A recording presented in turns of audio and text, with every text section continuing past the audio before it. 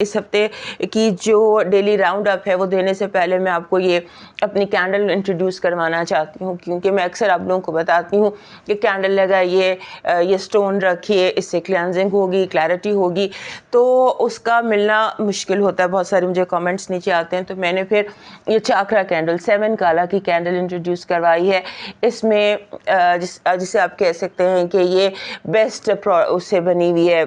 Best wax है इसमें, और इसमें खुशबू है, और इसमें वो सारी चीज़ें हैं जो एनवायरमेंटल क्लेंजिंग के लिए ज़रूरी होती हैं। ये आपको मेरे page Alia Nazir gem jewellery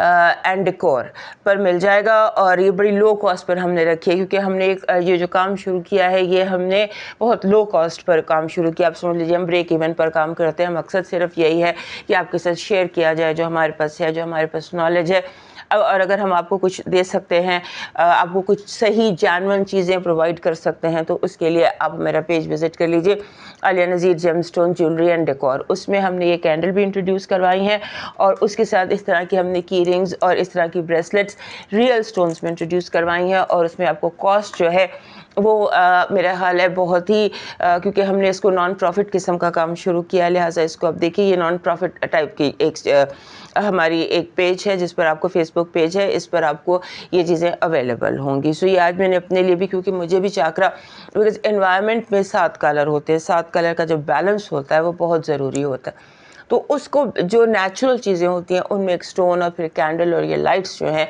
ये एनवायरनमेंट को बराबर रखती हैं। सो इसको आप ज़रूर चेकआउट कीजिएगा।